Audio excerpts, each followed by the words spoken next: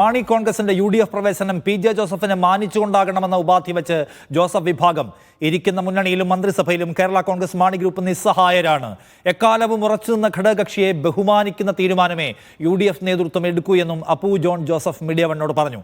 തൊടുപുഴയിൽ മത്സരിക്കുമെന്ന സൂചനയും അപ്പു നൽകുന്നുണ്ട്. കേരള കോൺഗ്രസ് സംസ്ഥാന കോർഡിനേറ്ററായിട്ടാണ് PJ ജോസഫ് MLA മകൻ അബു ജോൺ ജോസഫ് നിയമിതനായിരിക്കുന്നത്. എന്തായാലും പാർട്ടിയുടെ പദവി ഏറ്റെടുത്തതിന് ശേഷം ഇപ്പോൾ അബു ജോൺ ജോസഫ് ഇപ്പം നമ്മോടൊപ്പം ചേരുകയാണ്. ആദ്യമായി അഭിനന്ദനങ്ങൾ.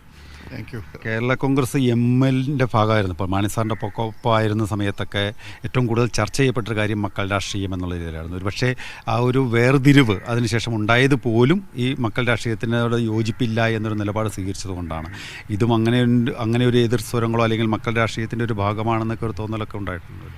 അല്ല, PJ ജോസഫ് മക്കൾ രാഷ്ട്രീയത്തിൽ വിശ്വസിക്കുന്ന ഒരു വ്യക്തിയായിരുന്നെങ്കിൽ ഒരു 10-30 വർഷം മുമ്പ് തന്നെ ഞാൻ പാർട്ടിയുടെ ഏതെങ്കിലും ഒരു ഉയർന്ന നിലയിൽ എത്തേണ്ട ആളായിരുന്നു.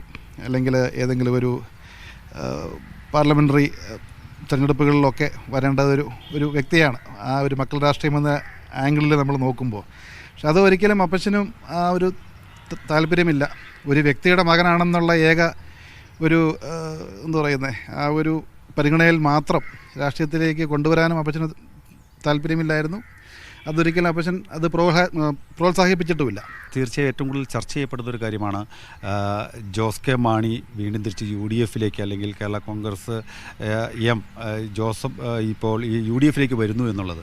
ആ ഒരു ഘട്ടത്തിൽ അങ്ങനെ വന്നാൽ അതിനെ സ്വാഗതം ചെയ്യുന്നു. ഈ ഒരു വിഷയത്തിൽ അങ്ങനെ ഒരു ആലോചന ഇല്ല എന്ന് ജോസ് കെ മാണിയും മറ്റ് UDF നേതാക്കളുമൊക്കെ ഇപ്പോൾ പറഞ്ഞു കഴിഞ്ഞിരിക്കുന്നു. അത് UDFിലൊരു ചർച്ച വന്ന് അവരുടെ നിലപാട് വ്യക്തമാക്കി അതിന് ശേഷം വരേണ്ട ഒരു തീരുമാനമാണ്. ഇപ്പോൾ ഐക്യജനാധിപത്യ മുന്നണിയുടെ അവസ്ഥ എന്ന് പറയുന്നത് ഇന്ന് ശക്തമായ രീതിയിലാണെന്ന് മുന്നണി ഇന്ന് നിലനിൽക്കുന്നത്. ശരി, ഇനി ഏതെങ്കിലും തരത്തിൽ ഇവർ ആരെങ്കിലും UDFിൻ്റെ ഭാഗമായിട്ട് വന്നാൽ ഒരുപക്ഷെ ഈ സീറ്റുമായിട്ട് ബന്ധപ്പെട്ട കാര്യങ്ങളിലൊക്കെ തുടർന്ന് ചർച്ചയൊക്കെ ഉണ്ടാവേണ്ടി വരും. അപ്പോൾ ഒരുപക്ഷെ നഷ്ടം കേരള കോൺഗ്രസിനായിരിക്കുമോ? അല്ല, ആ രീതിയിലേക്കുള്ള ചർച്ചകളിലേക്കൊന്നും മുന്നണി പോയിട്ടില്ലല്ലോ. തീർച്ചയായിട്ടും ഐക്യജനാധിപത്യ മുന്നണിയുടെ കൂടെ ഉറച്ചു നിന്ന കേരള കോൺഗ്രസിനെ കേരള കോൺഗ്രസിനെ ബഹുമാനിച്ചുകൊണ്ട് തന്നെയുള്ള തീരുമാനങ്ങളെ മുന്നണി എടുക്കുകയുള്ളൂ എന്നുള്ള കാര്യത്തിൽ സംശയമൊന്നും വേണ്ട. മുന്നണി എടുക്കുന്ന തീരുമാനങ്ങളോട് ഈ മുന്നണിയിലുള്ള എല്ലാ ഘടകകക്ഷികളോടും ആലോചിച്ചെടുക്കുന്ന തീരുമാനമായിരിക്കും. കൂട്ടായ ഒരു തീരുമാനത്തിലും കൂട്ടമായ പ്രവർത്തനത്തിലും ഈ മുന്നണി ശക്തമായി മുന്നോട്ട് പോകുമെന്ന് തന്നെ കാര്യത്തിൽ ഒരു സംശയവും വേണ്ട, ഉറപ്പാണ്. കേരള കോൺഗ്രസ് എമ്മിനെക്കുറിച്ച് പറഞ്ഞാൽ അവരും ഞങ്ങളുടെയൊക്കെ ഒരു സഹോദര പ്രസ്ഥാനമാണ്. എന്നൊക്കെ കേരളത്തിൽ കർഷകർക്കെതിരെയുള്ള വിഷയങ്ങളോ അല്ലെങ്കിൽ കേരള ജനതയ്ക്കെതിരെയുള്ള നിയമനിർമ്മാണങ്ങളോ ഉണ്ടാകുമ്പോൾ ശക്തമായി പ്രതിഷേധിച്ചിട്ടുള്ള പാർട്ടി കേരള കോൺഗ്രസ്. ഇന്നിപ്പോൾ അവരുടെ സ്ഥിതി എന്താ? അവരിരിക്കുന്ന ക്യാബിനറ്റിൽ ഇരുന്ന് ഓരോ നിയമങ്ങൾ പാസ്സാക്കുന്നു. ആ നിയമങ്ങൾ പാസ്സാക്കിയതിന് ശേഷം അവർ തന്നെ വെളിയിൽ വന്ന് ആ നിയമം പാസ്സാക്കരുത്, അത് മാറ്റണമെന്ന് പറയുന്നു. അതായത് ആ ഒരു മുന്നണിയിൽ ആ ഒരു കക്ഷിയുടെ അഭിപ്രായങ്ങൾക്കോ ഒന്നും പ്രസക്തിയില്ല, ഇല്ലെങ്കിൽ അവർക്ക് അഭിപ്രായം പറയുവാൻ സാധിക്കുന്നില്ല എന്ന് വേണം നമ്മൾ മനസ്സിലാക്കുവാൻ. PJ ജോസഫ് നേതൃത്വം കൊടുക്കുന്ന യഥാർത്ഥ കേരള കോൺഗ്രസ്, ഇന്ന് കേരള കോൺഗ്രസിൻ്റെ സമുന്നത നേതാവെന്ന് പറയുന്നത് PJ ജോസഫാണ്. അദ്ദേഹത്തിൻ്റെ നേതൃത്വം അംഗീകരിച്ച് വരുന്ന ആരെയും കൈ നീട്ടി സ്വീകരിക്കാൻ ഈ പാർട്ടി തയ്യാറാണ്.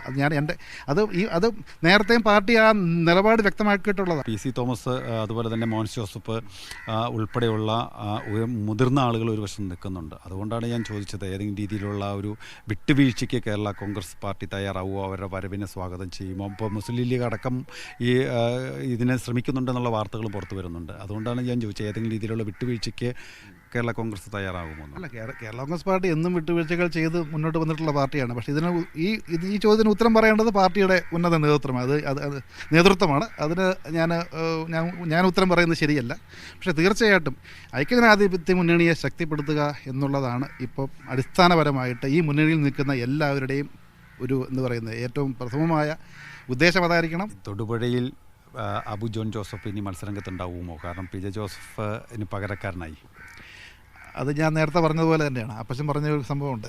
അതായത് നമ്മൾ ഈ പാർട്ടിയിൽ പ്രവർത്തിച്ച് കഴിവ് തെളിയിച്ച് വന്നാൽ അപ്പോൾ നോക്കാം എന്നാണ് അപ്പച്ചൻ പറഞ്ഞിരിക്കുന്നത്. അതിനുള്ള തീരുമാനങ്ങൾ എടുക്കാനുള്ള ഒരു നല്ല നേതൃത്വം ഈ പാർട്ടിക്കകത്തുണ്ട്. തൊടുപുഴയിൽ നിന്ന് ക്യാമറ പേഴ്സൺ വിൽസൺ കളരിക്കലിനൊപ്പം സിജോ വർഗീസ്, മീഡിയ 1.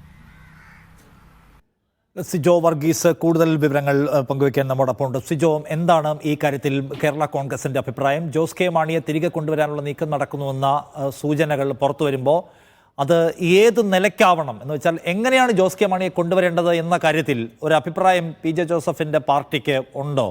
ഇപ്പോൾ പി ജെ ജോസഫാണ് കേരള കോൺഗ്രസിലെ എക്കാലത്തെയും മുതിർന്ന നേതാവ്, അദ്ദേഹത്തിന്റെ നേതൃത്വം അംഗീകരിച്ചാൽ ആർക്കും വരാം എന്നൊക്കെ അപ്പു ജോൺ പറയുന്നുണ്ട്. ജോസ് കെ മാണി വരുന്നെങ്കിൽ എങ്ങനെ വരണം എന്നതാണ് ഈ കാര്യത്തിൽ മാണി ഗ്രൂപ്പ് ഈ ജോസഫ് വിഭാഗത്തിന്റെ നിലപാട്.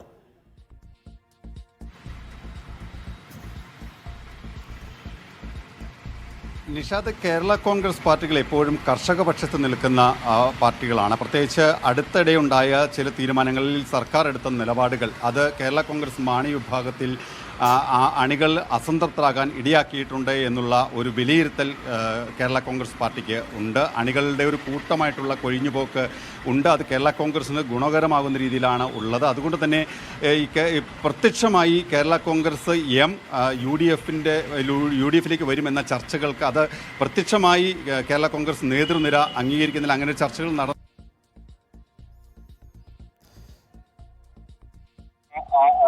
കൂടിക്കാഴ്ചകളും എല്ലാം നടക്കുന്നുണ്ട് എന്ന് ഈ പലരും പറയാതെ തന്നെ പറഞ്ഞു വെക്കുകയും ചെയ്യുന്നുണ്ട്. എന്തായാലും വിട്ടുവീഴ്ചകൾക്ക് പല ഘട്ടങ്ങളിലും തയ്യാറായിട്ടുണ്ട്. യഥാർത്ഥ Kerala Congress P J Joseph നേതൃത്വം നൽകുന്ന കേരള കോൺഗ്രസ് ആണ്. അതുകൊണ്ട് തന്നെ പി ജെ ജോസഫിന്റെ നേതൃത്വത്തെ അംഗീകരിക്കുന്ന ആർക്കും പാർട്ടിയിലേക്ക് വരാം എന്ന് തന്നെ ഈ ഘട്ടത്തിൽ പറഞ്ഞു വെക്കുകയും ചെയ്യുന്നുണ്ട്. അതുകൊണ്ട് തന്നെ ആ ഒരു കാര്യത്തിൽ ഈ പി ജെ ജോസഫിന്റെ നേതൃത്വം അംഗീകരിക്കുന്ന ആർക്കും പാർട്ടിയിലേക്ക് വരാം എന്നതിൽ തന്നെ ഒരു കാര്യം സൂചിപ്പിക്കുകയും ചെയ്യുന്നുണ്ട്. വേണമെങ്കിൽ പാർട്ടിയിലേക്ക് കടന്നു വരാം. സഹോദരങ്ങളെ പോലെ തന്നെയാണ് കേരള കോൺഗ്രസ് എമ്മും കടന്നു വരാം. സഹോദരങ്ങളെ പോലെ തന്നെയാണ് കേരള കോൺഗ്രസ് എമ്മും നേരത്തെ തന്നെ ഉണ്ടായിരുന്നത്.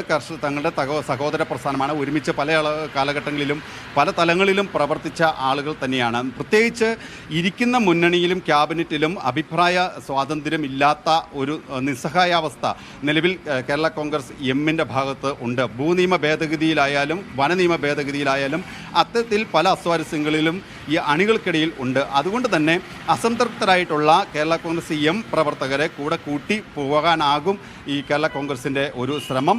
പക്ഷേ അക്കാര്യത്തിൽ യു ഡി എഫ് കൂട്ടായിട്ടുള്ള ഒരു തീരുമാനം എടുക്കേണ്ടതുണ്ട്. ഒറ്റക്കെട്ടായിട്ടുള്ള ഒരു തീരുമാനം, മുന്നണിയെ ശക്തിപ്പെടുത്തുക എന്നുള്ള